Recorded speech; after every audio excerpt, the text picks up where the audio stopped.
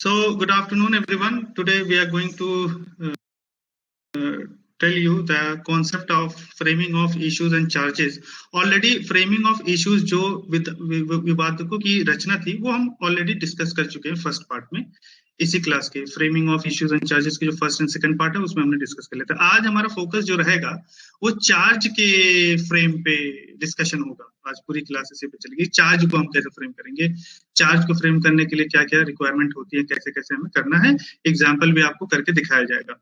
तो सबसे पहले प्रिलिमिनरी इश्यूज हम समझ लेते हैं। अगर आपको ध्यान में हो सीपीसी, अगर आपने पढ़ा हो आदेश 14, अगर आप लोगों ने पढ़ा हो, ऑर्डर 14 पढ़ा होगा आपने रूल 2 में, वहां पे थोड़ा सा प्रिलिमिनरी इश्यूज की बात चली थी, अगर आपको ध्यान आ रहा हो। तो जब भी डिफेंडेंट रिटन स्टेटमेंट, कभी कभी क्या होता है कि ये थोड़ा चार्ज से रिलेटेड नहीं है, थोड़ा सिविल मैटर से रिलेटेड है। फिर देख लेते हैं प्रिलिमिनरी इश्यूज क्या होते हैं, प्रारंभिक विवाद क्या होते हैं।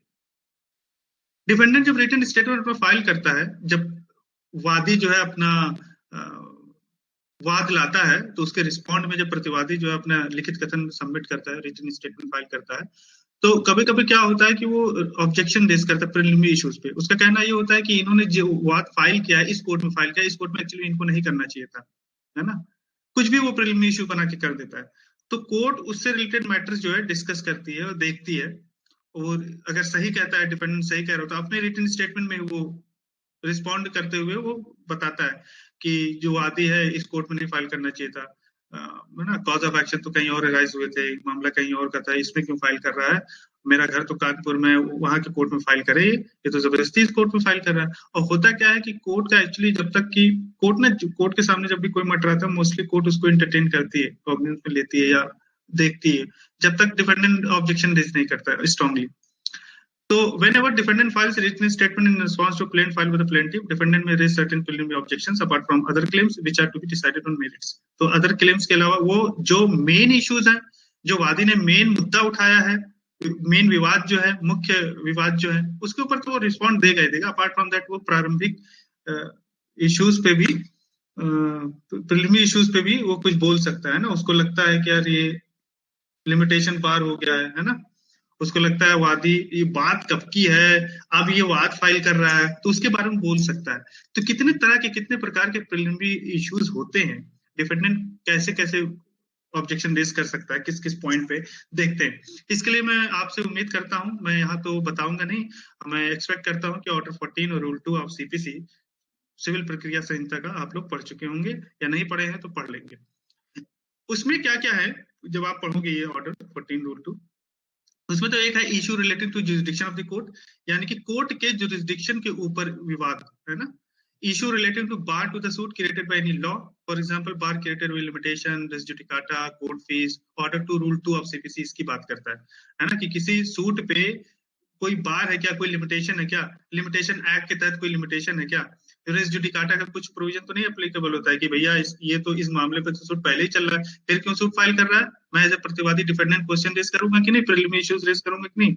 मेन मुद्दा जो है उस पर तो मैं बाद में उत्तर दूंगा, पहले तो भैया मैं इसी पे ऑब्जेक्शन कर रहा हूँ कि तुम वाद क्यों लाए, जब इस पे मामला पहले ही चल रहा है तो तुम फिर क्यों फाइल किए उसी मैटर पे, उसी कॉज ऑफ एक्शन पे, उसी इश्यूज मैटर इन इशू पे। कोर्ट फीस के रिगार्डिंग मैं इशू कर सकता हूँ। तो ये सब इशू होते हैं जो प्रिलिमिनरी इश्यूज कहलाते हैं। ऑर्डर टू रूल 2 पढ़ लेना आप लोग। जैसे एग्जांपल आप प्रिलिमिनरी इश्यूज के देख लो, आपके बोर्ड पे है, related to jurisdiction Abdul Gafoor versus state of Uttarakhand में, whether the suit of the plaintiff is out of the jurisdiction of the court. ये इस तरीके के फ्रेम कर सकते हो आप, इशू रेज कर सकते हो। Relating to limitation, whether the suit of plaintiff is barred by the limitation, क्या प्लेंटिफ ने जो सूट लाया वो लिमिटेशन के थ्रू बार है। Relating to res judicata, whether the suit of the plaintiff is barred by the res judicata. यही language लिखना है आपको, ऐसे ही फ्रेम करना है, ऐसे ही इश्यूज को आपको फ्रेम करना है। Relating to court fees, whether the plaintiff has paid an improper court fees, rendering the suit not maintainable। ये सब सारी चीजें थी, मैंने आपको दिखा दी। ये भी एक है ऑर्डर टू रूल 2, देख लेना। अब थोड़ा सा इंपॉर्टेंट टिप्स आपको ये देना है कि इश्यूज के रिगार्डिंग देना है। जब भी आप इशू फ्रेम करें तो एडवाइजेबल है कि चार्ट बना ले, एक जैसे सीरियल नंबर ये हो गया, इश्यूज हो गया, ओनर्स ऑफ प्रूफ हो गया, फाइंडिंग्स हो गया। फर्स्ट कॉलम जो है सीरियल नंबर, ऑब्वियसली बात है 1 2 3 जो लिखेंगे, इश्यूज लिखेंगे, मेन मुद्दा क्या था, विवाद की रचना जब करेंगे इश्यूज लिखेंगे। ओनर्स ऑफ प्रूफ लिखेंगे कि ओनर्स ऑफ प्रूफ किस पे आ रहा है ना। और फाइंडिंग्स लिखेंगे। फाइंडिंग्स में लिखेंगे प्रूव्ड डिसप्रूव्ड, यानी कि कंक्लूजन क्या निकला, प्रूव्ड है या डिसप्रूव्ड है। तो इशू लिखेंगे whether the so and so person blah and blah करके, वही जो इशू जैसे आपको दिखाया गया था इससे पहले वाले क्लास में। फिर ओनर्स ऑफ प्रूफ लिखेंगे कि owners of proof is on the plaintiff और द डिफेंडेंट और द एक्यूज्ड और द प्रोसिक्यूटर, ऐसे लिखेंगे। फाइंडिंग्स लिखेंगे, प्रूव्ड या डिसप्रूव लिखेंगे। और ये जो टेबल है आपको डीजीएस में, डेली जुडिशरी का एग्जाम जो लोग देने जा रहे हैं वो नहीं यूज करेंगे। डेली में ऐसे डीजीएस में नहीं लिखते, उसमें इसकी बजाय एक सीरीज में लिख देते हैं, इश्यूज लिख देते हैं। At the end of owners of proof लिख देंगे आप, है ना, एक्रोनिम में। एक्रोनिम में आते हैं ओनर्स ऑफ प्रूफ ऐसे लिखते हैं, ओपीपी, कभी आपने देखा होगा ओपीपी या ओपीडी। अगर प्लेंटिफ पे, वादी पे ओनर्स ऑफ प्रूफ आ रहा है तो owners of proof on plaintiff, उसको ओपीपी लिखते हैं। या डिपेंडेंट पे आ रहा है तो ओपीडी लिखते हैं, सिंपल ऐसे लिख देते हैं। तो whether the defendant has committed breach of contract, आगे उसको ऐसे लिख दोगे, ऐसे OPP, simple. Framing of charge को लिख दे। अब आते हैं फ्रेमिंग ऑफ चार्ज पे, मेन आज की क्लास हमारी। फ्रेमिंग ऑफ चार्ज की जहां तक बात करें तो ये one of the important and four most requirement है फेयर ट्रायल की। ट्रायल फेयर अगर आपको चलाना है तो इशू को, चार्ज को फ्रेम करना होगा आपको, है ना, चार्ज अकॉर्डिंगली फ्रेम करना पड़ेगा ना। चार्ज फ्रेम करने के क्या क्या पर्पस होते हैं ऑलरेडी हमने आपको बता दिया था, जब आपको याद हो कि सेक्शन 2B जब हम लोग सीआरपीसी का पढ़ रहे थे तो स्टार्टिंग के क्लास में सीआरपीसी के आपको बताया गया था कि चार्ज होता क्या है ना। चार्ज बेसिकली क्या है कि एक एक्यूजिशन होता है, एक स्टेटमेंट ऑफ एक्यूजिशन है जो एक्यूज्ड के ऊपर लगाया जाता है ना, जो उस पे ये कहा जाता है कि भैया ये इसने कर दिया, ये जुर्म इसने किया है आईपीसी के तहत, तो उसी को तो चार्ज बोलते हैं। वो सिंगल चार्ज हो सकते हैं, डबल चार्ज हो सकते हैं, ट्वाइस हो सकते हैं, थ्राइस हो सकते हैं, कितने भी चार्ज हो सकते हैं, एक ऑफेंस में कितने भी चार्ज हो सकते हैं ना। और इसलिए भी जरूरी होता है ताकि जो एक्यूज्ड है वो समझ सके कि भैया मुझ पे इल्जाम क्या लगा है, वो डिफेंड कर सके। अब उसको यही नहीं पता होगा कि मेरे को किस सेक्शन के तहत लगाया है चार्ज, कितनी उसकी सजा है, किस सेक्शन के तहत आईपीसी के किस सेक्शन के तहत लगाया गया मेरे पे चार्ज, तो क्या डिफेंड करेगा अपने आप को, कैसे डिफेंड करेगा, कैसे अपना बचाव करेगा। तो अकॉर्डिंगली इसलिए चार्ज को फ्रेम करना जरूरी था और फेयर ट्रायल के लिए जरूरी भी होता है। तो सेक्शन 211 इसके रिगार्डिंग मैं आपको बता दूं कि अगर आप नहीं पढ़े हैं तो पढ़ाया जाएगा, पढ़ चुके तो बहुत अच्छी बात है। सेक्शन 211 से लेके 214 तक जो सीआरपीसी का है वो स्पेसिफाई करता है कि एक चार्ज के बारे में सारा बताता है। चार्ज के बारे में बताता है कि क्या क्या इसमें होने चाहिए, सम्मिलित होने चाहिए, है ना। तो उम्मीद करता हूं कि आप पढ़ लोगे। हालांकि यहाँ मैंने बना दिए हैं 211 में कंटेंट ऑफ चार्ज की बात करता है सीआरपीसी, जो लोग पढ़ चुके हैं वो समझ रहे होंगे कि 211 सीआरपीसी का चार्ज में कौन कौन से मुख्य बिंदु रहेंगे, कौन कौन से बिंदु रहते हैं उसकी बात करता है। तो देख लेते हैं फटाफट। लेकिन every charge under this code shall state the offence with which the accused is charge. Obviously बात है कि हर चार्ज में आप ऑफेंस मेंशन करोगे, है ना, ऑफेंस लिखोगे, वो क्या जुर्म किया है ना, जो अक्यूज पे लगा है उसको जुर्म के बारे में लिखोगे। अगर कह रहे हैं law creates the offence gives it any specific name, अगर कोई लॉ जो है, कोई कानून उस ऑफेंस के बारे में कोई नाम स्पेसिफिकली बताता है तो उसका पर्टिकुलर नाम लिखोगे, उसका नाम सिर्फ लिखोगे, है ना। जैसे मान लिया कोई बंदा चोरी किया तो चार्ज कैसे फ्रेम करोगे, तो आप ये नहीं लिखोगे कि he has stolen the property, so नहीं, स्टोलन वर्ड नहीं यूज हुआ है। आईपीसी में थेफ्ट का वर्ड यूज हुआ है, थेफ्ट ही आप यूज करोगे। जब आप उस सेक्शन का इस्तेमाल करोगे चार्ज में तो you will have to use the word theft, not steal या वो बिना पूछे उससे ले ले, ऐसे कुछ नहीं। आप सिंपल उसके लिए एक टर्मिनोलॉजी दी गई आईपीसी में तो आप उसका यूज करो ना, आप अपने मन से घर से बना के नहीं यूज करना आपको कोई वर्ड, कोई भी शब्द, ठीक है। थेफ्ट ही, चोरी ही आपको यूज करना है। तीसरा, if the law which create the offence does not give it any specific name, so much of the definition of the offence must be stated as to give the accused notice of the matter with which he is charged. लेकिन मान लिया कुछ ऐसा उसने काम किया कि कहीं पे किसी लॉ में उसके बारे में नहीं लिखा है, उसका कोई नाम नहीं है, तो आप एटलीस्ट हर चीज लिखो सो दैट एक्यूज समझ सके, जिसके ऊपर एक्यूज लगा है वो समझ सके कि मेरे पे क्या चार्ज लगा है ना, क्या मैंने गलती कर दी, क्या मेरे ऊपर इल्जाम लगा है। तो इस अकॉर्डिंगली आपको ऐसे फ्रेम करना है। सचिन टाइप कर रहे हैं कुछ। फोर्थ देख लेते हैं, फोर्थ पॉइंट क्या होना चाहिए चार्ज में, law and section of the law against which the offence is said to have been committed shall be mention in the charge. Obviously बात है कि जिस सेक्शन के तहत उसको चार्ज करे रहोगे उस सेक्शन के बारे में आप लिखोगे, उस कानून के बारे में लिखोगे, कितनी सजा है उसमें ये भी आपको लिखना पड़ेगा चार्ज में, है ना। अगर आप मर्डर के बारे में लिख रहे हो तो सेक्शन 302, 304, 307 वो भी लिखना पड़ेगा आपको, वो समझ सके, वो भी रेफरेंस ले सके। आगे बढ़ते हैं, 5 में और क्या क्या पॉइंट होने चाहिए? लाइक 419, 467, 471 आईपीसी सर, हाँ कर सकते हैं। Fact that the charge is made is equivalent to a statement that every legal condition required by law to constitute the offence charged was fulfilled in the particular case. ठीक है, fact लिखोगे that the charge is made is equivalent to a statement that every legal condition required by law to constitute the offence charged was fulfilled in particular case. Fact लिखोगे आप, case लिखोगे उसके बारे में, कैसे कैसे उसने चोरी क्या क्या किया। The charge shall be written in the language of the court, charge किस भाषा में लिखी जाएगी? जहां पे उसने ऑफेंस कमिट किया उनके जुरिडिक्शन में जो कोर्ट भी आ रहे हैं, उस कोर्ट की जो भाषा है, उस कोर्ट की जो लैंग्वेज है, वो इंग्लिश भी हो सकती है, हिंदी भी हो सकती है, आपको उसी में लिखना पड़ेगा। चेन्नई में कोई घटना घटित हुई तो चेन्नई में उस आसपास कोर्ट देखोगे क्या जुरिडिक्शन कोर्ट की, उस कोर्ट की क्या लैंग्वेज है, तमिल हो सकती है, तो आपको तमिल में ही चार्ज फ्रेम करने पड़ेंगे, not Hindi not English. 7. If the accused having been previously convicted of any offence is liable by reason of such previous conviction to enhanced punishment or to punishment of a different kind for a subsequent offence, and it is intended to prove such previous conviction for the purpose of perfecting the punishment which the court may think fit to award for the subsequent offence, fact, date and place of the previous conviction. अच्छा, कहीं कहीं आपने IPC जब आपने पढ़ा होगा, कहीं कहीं ऐसे प्रोविजन आपने प्रावधान पढ़े होंगे, अगर आपको याद आ रहा हो कि कहीं कहीं ऑफेंस ऐसा होता था कि पहली बार में अगर ऐसा करेगा तो इतने साल की सजा, सब्सिक्वेंट ऑफेंस ये करेगा, आप वर्ड याद है ना आपको, सब्सिक्वेंट ऑफेंस ये करेगा तो सजा बढ़ जाती थी। जैसे रेप के केस में पहली बार आपने रेप किया तो इतने साल की सजा, सब्सिक्वेंट रेप किया तो इतने साल की सजा, बढ़ जाती थी सजा। उसको माना जाता है बहुत बड़ा कमीना आदमी है, ये दोबारा ऑफेंस किया तो इसको और सजा मिलनी चाहिए। तो मान लिया कि कोई अगर एक्यूज मिलता है और उस पर ये इल्जाम है कि पहले भी ऑलरेडी इसने किया है यही जुर्म, है ना, या मान लो दूसरा ऑफेंस इसने किया है ना, तो उसके बारे में भी आप लिखोगे तो ब्यौरा दोगे चार्ज में। ठीक है, ये हो गया हमारा।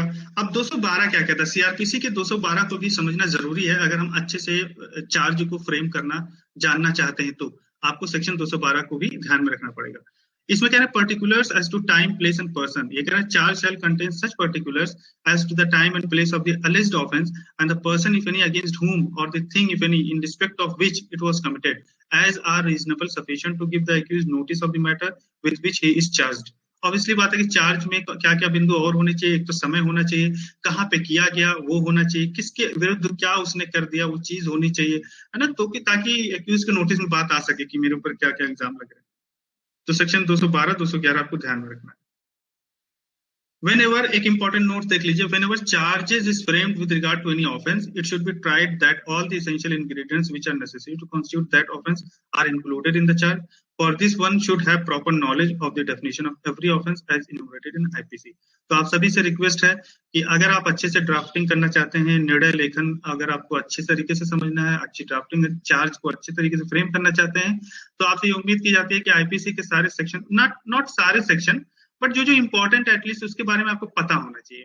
अब थेफ्ट है, थेफ्ट के बारे में सारी चीजें आपको पता होनी चाहिए, क्या क्या आईपीसी में, इंडियन पेनल कोड में, भारतीय दंड संहिता में क्या क्या उन्होंने शब्द यूज किए हैं, चाहे आप हिंदी में लेखन कर रहे हैं, फ्रेम कर रहे हैं, चाहे आप इंग्लिश में कर रहे हैं, तो जो उस सेक्शन में फ्रेम किए होंगे, जो उस सेक्शन में लैंग्वेज लिखी होगी, शब्द उन्होंने इस्तेमाल किए, वही आपसे उम्मीद की जाती है कि आप चार्ज फ्रेम करोगे। तो होता क्या है, अब आप सेक्शन नहीं जान रहे होगे, सेक्शन 375 में रेप के केस में क्या क्या वर्ड यूज किया है, अब आप वो सब वर्ड यूज ना करके अपने घर से बना के अपने आम कॉमन लैंग्वेज यूज कर रहे हो, तो आई थिंक वो थोड़ा इफेक्टिव नहीं होगा। एग्जामिनर को लगेगा कि ये ऐसे ही बिलिंग पानी दे रहा है, ये आईपीसी पढ़ा उड़ा नहीं है सही से, और बस एक आम लैंग्वेज में लिख रहा है, तो उससे ये पता चलता है कि आपने पढ़ाई नहीं किया, आईपीसी की नॉलेज नहीं है आपको, वहां क्या क्या शब्द यूज किए हैं, आप कुछ और यूज कर रहे हो, है ना, तो इफेक्टिव नहीं होगा वो। तो इसलिए सजेस्टेड है कि एटलीस्ट जो इंपॉर्टेंट, जैसे मर्डर है, कल्पेबल होमिसाइड है, रेप है, थेफ्ट है, डकैती है, क्वेश्चन तो कहीं से कुछ भी आ सकता है ना, क्रिमिनल अगर जजमेंट की बात करूं तो वो आप देख लो एक बार, और आगे तो आपको फॉर्मेट दिए जाएंगे क्या क्या इंपॉर्टेंट है। Steps involve in framing the charges, Zeenat कुछ टाइप कर रही, देख लेते हैं। वर्ड टू वर्ड मेंशन करना होगा क्या? वर्ड टू वर्ड नहीं जीनत, जैसे कुछ टर्मिनोलॉजी होती है ना, कि जैसे अब जो आईपीसी में यूज है वही यूज करो तो बेटर होगा। देखो भाई, वर्ड टू वर्ड तो नहीं हो पाएगा कोई भी, अगर चार्ज फ्रेम कर रहे हैं आप तो जैसे सेक्शन में लिखो वैसे करने की जरूरत भी नहीं है। चार्ज का तो अलग फॉर्मेट है, वो आपको सिखाया जाएगा यहाँ पे, लेकिन वर्डिंग से खेलना मत आप लोग। जैसे डकैती है, ठीक है, तो डकैती वहां पे यूज वर्ड हुआ है आईपीसी में, तो आप भी डकैती वर्ड यूज करेंगे। रेप है तो रेप भी आप यूज करेंगे, थेफ्ट है थेफ्ट, है ना। कल्पेबल होमिसाइड है तो कल्पेबल होमिसाइड। सर आप एक सैंपल शो कर दीजिएगा चार्ज का। हाँ ठीक है, वो किया जाएगा। लीगल टर्म यूज सर, हाँ हाँ किया जाएगा, वो सैंपल ऑब्वियसली बात है दिया जाएगा। पहले तो हम आपको बता रहे हैं, हो सकता है कल की क्लास में कर दूं मैं। बहुत ज्यादा है इसमें चीजें, तो फॉर्मेट दिया जाएगा आपको चार्ज का। अब ये कह रहे हैं कुछ स्टेप्स हैं जो कि चार्ज को फ्रेम करने में आपको ध्यान में रखने हैं। क्या क्या देख लेते हैं। ये कह रहे हैं charge at the top of it should always contain the name of the court having the jurisdiction and competence to try the accused and the name and designation of the जज कंसर्न। ऑब्वियसली बात है, charge जब आप draft करेंगे तो दो चीजें आपको ध्यान में रखनी है। कोर्ट का नाम लिखना है आपको, जो कोर्ट वो jurisdiction रख रही है, जो कोर्ट कॉम्पिटेंट है, सक्षम है उस एक्यूज को ट्राई करने के लिए, और उनका नाम और जज का नाम और डिजिग्नेशन भी रहता है चार्ज में। दूसरा point, it should also contain on the right side CIS number, police station, criminal case number and the date of institution of the matter. तो जब आप फ्रेम करेंगे तो राइट हैंड साइड पे CIS नंबर रहेगा, police station, criminal case number और date of institution, जिस दिन इंस्टीट्यूशन किया गया। लीगल टर्म, हाँ। Name of the parties, parties का नाम। सर CIS क्या है? CIS किसी को पता है भाई? CIS होता होगा केस, कुछ रजिस्टर नंबर नंबर होता होगा। CIS नंबर लिख देना, आपको कौन सा लिखना है वहां पे, CIS नंबर डाल के लिख देना। मधु टाइप कर रही है। CIS नंबर किसे कहते हैं बताइए? No idea sir. CIS number मैं बता देता हूँ, नेट पे होगा।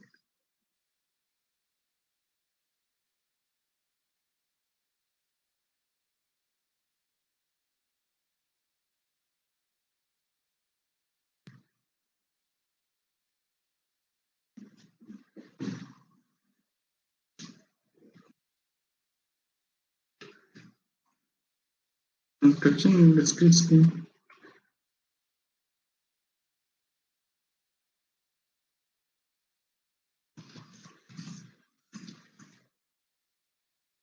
Case information number, okay. हर जगह यूज नहीं होता sir case information number.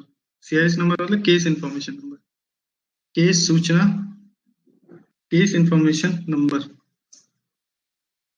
CIS, case information system, ठीक है। नेम ऑफ द पार्टीज हो गया, अदर डिस्क्रिप्शन हो गया, जैसे कि सन ऑफ, पुत्र किसका, निवासी कहाँ का, पुलिस स्टेशन जहाँ पे ऑफेंस कमिट किया है वहां के नजदीक में पुलिस स्टेशन क्या, वो भी चार्ज में रहेगा। अब देख लेते हैं आगे थोड़ा, heading in the capital letter. उसके बाद ये सब होने के बाद, पीछे जो हमने पढ़ा वो सब होने के बाद एक हेडिंग होता है चार्ज। चार्ज लिखते हैं, उसके बाद name and description of the magistrate लिख देते हैं, name of the accuse person and his father name लिख देते हैं, ingredients of the offence alleged to have been committed section of IPC or any other act which has the said offense is committed। Offence के ingredients लिख देते हैं, है ना। जो जैसे मान लिया रेप हुआ है तो उसके बारे में लिख देंगे कि सेक्शन में, आईपीसी के किस सेक्शन में आता है सेक्शन को कोट करेंगे। या मान लिया आईपीसी के नहीं किसी और एक्ट के अंदर में उसने किया ऑफेंस, तो उस एक्ट में जो जो वर्ड यूज हुआ है, जो सेक्शन है, वो लिखेंगे। लेफ्ट साइड पे डेट प्लेस लिखेंगे, राइट हैंड साइड पे साइन एंड सील कर देंगे जज साहब, plea of the accuse person, on the left side sign of the accused and on the right side seal of the जज। Left side पे accuse की signing, है ना, और राइट हैंड साइड पे जज की साइनिंग, उनके साथ सील लग जाएगा। अब थोड़ा सा ये देख लेते हैं, in warrant trial cases charge is framed under section 240 of the CRPC। Warrant trial में क्या होता है, जब चार्ज फ्रेम होते हैं तो ये 240 CRPC के 240 के तहत फ्रेम होते हैं। सेशन अगर ट्रायल है, सेशन केस है, सेशन ट्रायल केस है, तो चार्ज 228 ऑफ CRPC के तहत होंगे। ये सब पढ़ लेना है सेक्शन, मैं यहाँ पे पढ़ाऊंगा नहीं। तो जो लोग CRPC पढ़ रहे हैं क्लास में वो तो आएगा, ये सब सेक्शन देख लेंगे। जो लोग पढ़ चुके हैं तो बहुत अच्छी बात है, जो लोग नहीं पढ़े हैं वो पढ़ लेंगे। इन समन ट्रायल केस में 251 ऑफ CRPC के तहत फ्रेम होंगे। तो ये सब सेक्शन पढ़ लेना, ये इंपॉर्टेंट है। ये आप लोग बेसिक नहीं जानते तो इसलिए प्रॉब्लम होती है, सब पढ़ लेना आप लोग। अच्छा, ये कह रहे हैं फिर आगे, points to be kept in mind while framing the charge. अब चार्ज को फ्रेम करते समय आपको क्या क्या पॉइंट ध्यान में रखना है। ये कह रहे हैं read the given question very thoroughly. पहले तो आपको जो एग्जाम में क्वेश्चन आएगा, पहले आप उसको सबसे पहले बढ़िया से पढ़ोगे और उसमें से हर फैक्ट को एक्सट्रैक्ट करने की कोशिश करोगे, हर जो तथ्य है उसको थोड़ा थोड़ा निकालने की कोशिश करोगे, है ना। क्या क्या ऑफेंस है, जैसे कोई अगर आपको पास क्वेश्चन आता है, आपको फ्रेम करना है, चार्ज फ्रेम करना है, तो उसमें देखो क्या क्या पहले जुर्म की बात कहाँ कहाँ हो रही है, उसको एक्सट्रैक्ट करोगे क्लाइंट में कहीं, है ना। Many a time student skip to frame charge of smaller offense and just frame the charge of main offense committed by the accused. ये कह रहा बहुत बार ऐसा होता है, स्टूडेंट छोटे ऑफेंस को छोड़ देते हैं, बड़े बड़े जो मुद्दा होता है उसको उठा के चार्ज फ्रेम कर देते हैं। ये जनरली दो वजह से होती है। एक तो आपने प्रैक्टिस नहीं की है, चार्ज फ्रेम की प्रैक्टिस बहुत कम की है अपनी। दूसरा, आईपीसी के सेक्शन के बारे में आपको नॉलेज कम है। दो ही वजह होती हैं जो ऐसी गलती आप लोग करते हो एग्जाम में, वो ऐसे ही फंसा के देते भी हैं। बहुत एक मुद्दा उठा देंगे, एक छुपा के एक ऑफेंस दे देंगे, उस ऑफेंस के ऊपर आप ध्यान नहीं दोगे, है ना। जैसे मान लिया एक रेप का केस आ जाए कि हाँ ऐसे फलाने ने रेप किया, उसने उसके पापा जो है बीच में आगे बचाव के लिए, तो पापा को मारा उसने चाकू से, लड़की का रेप किया, जबरदस्ती किया, दो चार लोग थे, तो आपके माइंड में rape rape rape rape rape आपके दिमाग में ये चढ़ जाता है, तो आप रेप की रिगार्डिंग चार्ज कर सकते हो। और उसके बाप को जो मारा उसने, उसके बारे में कुछ नहीं बोलते हो आप, कुछ नहीं लिखते हो, तो गलत हो जाता है। तो आपको ध्यान देना, हर ऑफेंस को एक एक लाइन में उठाओ, पिकअप करो, आप एक्सट्रैक्ट करो वहां से। For framing all the charges properly, it is a condition precedent to remember mens rea and actus reas. I hope कि आपको mens rea ये कॉन्सेप्ट आपको समझाए जाएंगे आगे। mens rea आपको पता होना चाहिए चार्ज फ्रेम करने के लिए, actus reas पता होना चाहिए of all the important offenses in IPC along with the section number। Her section का mens rea क्या है, actus reas क्या है, आपको पता होना चाहिए। Always frame the charges in the same sequence in which the offense was committed. By following this, it would be improbable to miss any charge। ये कह रहे हैं कि जिस हिसाब से क्वेश्चन आपके सामने आए एग्जाम में, तो जाहिर सी बात है एक कहानी लिखी होगी कि हाँ भैया ऐसे ऐसे चार गुंडे फलाने के घर में गए और एक महिला थी, उस पर इन्होंने रेप किया। तो जिस सीक्वेंस में वो बात करें उसी सीक्वेंस में आप चीजों को उठाओ, तो ना कोई चीज छूटेगी नहीं आपसे, और अच्छे से फ्रेम भी हो जाएंगी चीजें। ऐसे बीच में उठाओगे, पहले मार दिया बाप को, पहले तो इंटर हुए थे ना, फिर रेप किया, फिर मारा पीटा, फिर लड़ाई उड़ाई हो गई, तो इस तरीके से आपको दिमाग में लेके चलना।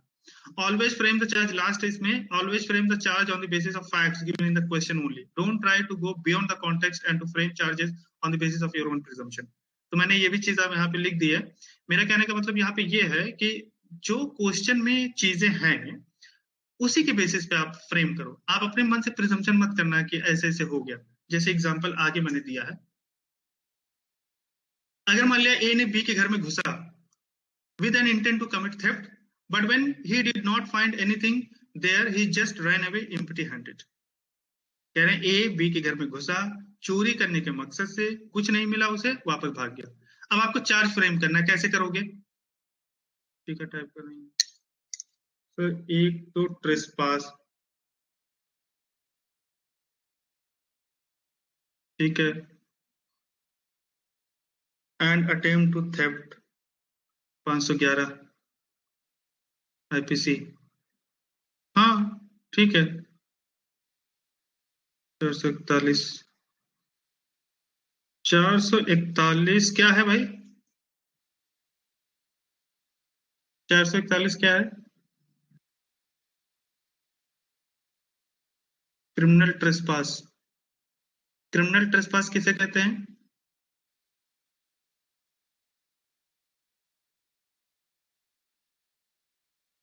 मेरे को सिर्फ डेफिनेशन बता दो, क्रिमिनल ट्रेसपास किसे कहते हैं?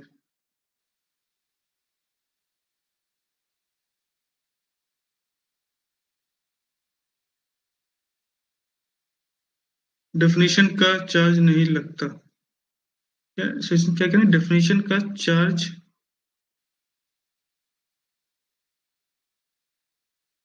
डेफिनेशन का चार्ज नहीं लगता। किसी की प्रॉपर्टी में इंटर करना with intent to commit any offence,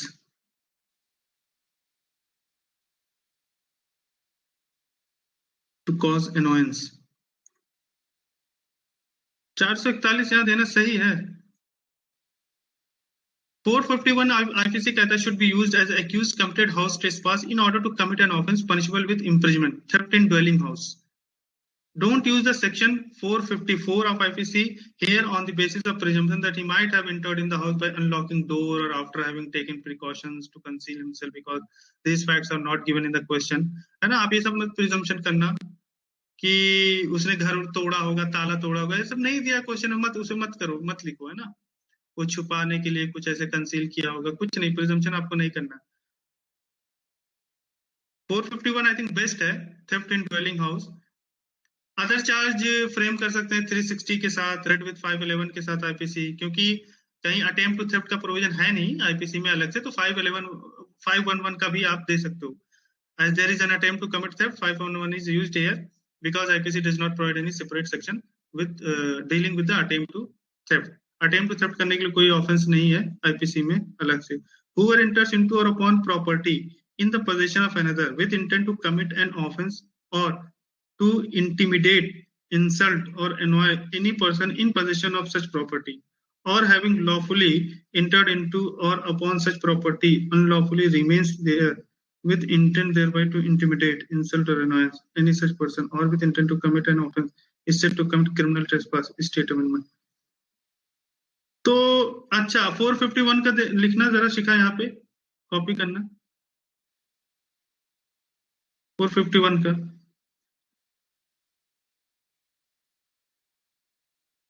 क्योंकि कैसा थेफ्ट करने के लिए इंटर हुआ ना वो बी के घर में।